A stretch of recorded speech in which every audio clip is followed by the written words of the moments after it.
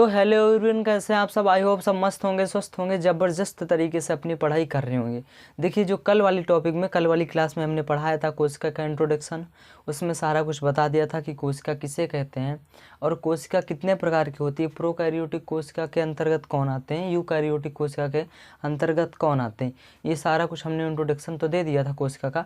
आज देखेंगे कि कोशिकांग क्या होते हैं, कोशिका के अंग कौन कौन से हैं, और मुख्य सिर्फ हम देखने वाले हैं कोशिका के अंग।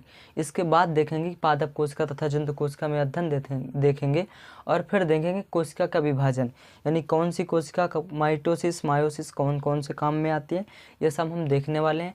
तो ठीक है, नए हो तो प्लीज़ सब्सक्राइब कर देना और कमेंट कर देना जाते जाते एक प्यारा सा। और ठीक है, वीडियो एंड तक देखिए, आपको पूरा समझ में आएगा क्योंकि बिल्कुल आसान भाषा में समझाएंगे।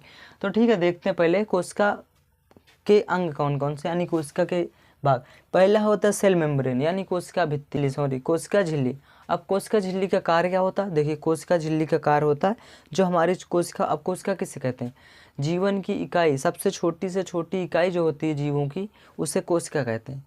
और कोशिका जीवन की संरचनात्मक और क्रियात्मक इकाई होती है। तो इसमें क्या लिखा, कोशिका झिल्ली यानी सेल मेम्ब्रेन क्या होती है। देखिए, सेल मेम्ब्रेन पूरे कोशिका को घेरे रहती है, यानी उसके ऊपर जो झिल्ली चढ़ी रहती है सेल कोशिका झिल्ली, उसी को सेल मेम्ब्रेन कहते हैं। और दूसरा क्या है, इसमें पदार्थों का आवागमन होता है, क्योंकि पदार्थों का आवागमन भी सेल मेम्ब्रेन यानी कोशिका झिल्ली के द्वारा ही होता है।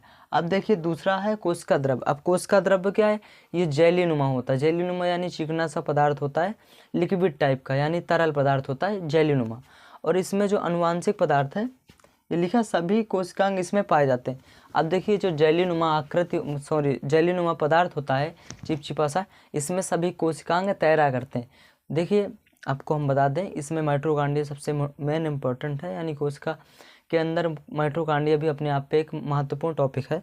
तो उस वाली माइटोकॉन्ड्रिया बताने के लिए हमें पूरी क्लास लेनी पड़ेगी, वो अलग से पूरी क्लास में उसे माइटोकॉन्ड्रिया समझाएंगे कि माइटोकॉन्ड्रिया के अंदर भी क्या क्या पाए जाते हैं, कौन सी साइकिल चलती है, और एटीपी का निर्माण कैसे होता है। अब एटीपी का मतलब होता है आइट्रोटिन ट्राइफॉस्फेट, ऊर्जा के निर्माण में एटीपी का निर्माण होता है। तो पूरी क्लास माइटोकॉन्ड्रिया वाली हम लोग अलग से लेंगे, अभी जो देखना है वो देख लेते हैं इसी में, ठीक।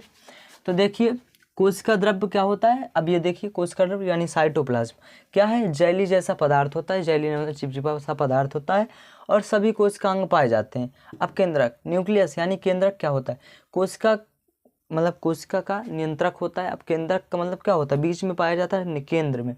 तो ये कोशिका का नियंत्रक केंद्र होता है, मतलब ये कोशिका को नियंत्रित करता है कि कब विभाजन करना है, कब क्या करना है। तो आप समझ रहे ना, ये कोशिका को नियंत्रित भी करता है। और दूसरा है आनुवांशिक पदार्थ डीएनए रहता है। अब देखिए, जो केंद्रक होता है उसी के चारों तरफ जो है वो डीएनए लिपटा होता है। डीएनए का मतलब deoxyribose nucleic acid, deoxyribose nucleic अम्ल। तो ठीक है, डीएनए उसमें लिपटा हुआ रहता है, और डीएनए का मतलब होता है अनुवांशिक। अब देखिए, डीएनए होता है डबल हेलिक्स साइकिल, और आरएनए होता है सिंगल हेलिक्स साइकिल। अब डीएनए आरएनए हम अगली क्लास में जब बताना होगा तो बताएंगे, ठीक है। तो जब वो वाला टॉपिक आएगा डीएनए आरएनए पढ़ाने वाला, तो ठीक है, उसको भी हम बताएंगे।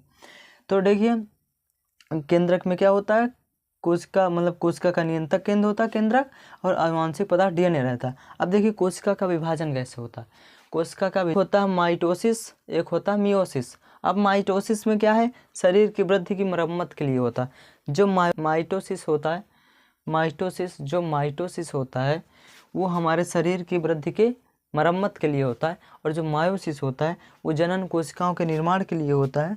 और दूसरा क्या होता है, गुणसूत्रों की संख्या को आधी हो जाती है, इसमें गुणसूत्रों की संख्या आधी होती है, और जनन कोशिकाओं के निर्माण के लिए होता है। जनन का मतलब होता है अपनी जैसी संतान को उत्पन्न करना, जनन कहलाता है। और ये जनन जो क्रिया होती है, ये इंसानों में भी होती है, जीव में भी होती है, मनुष्यों में भी होती है, जनन क्रिया होती है, ठीक है। तो ठीक है, आज तक बस इतना ही। उम्मीद करते हैं जितना था टॉपिक आपको समझ में आ गया होगा, और अगर नए हैं तो सब्सक्राइब कर देना, जाते जाते एक प्यारा सा कमेंट छोड़ देना, ठीक है। मिलते हैं किसी नए वीडियो में, तब तक के लिए जय हिंद, जय भारत।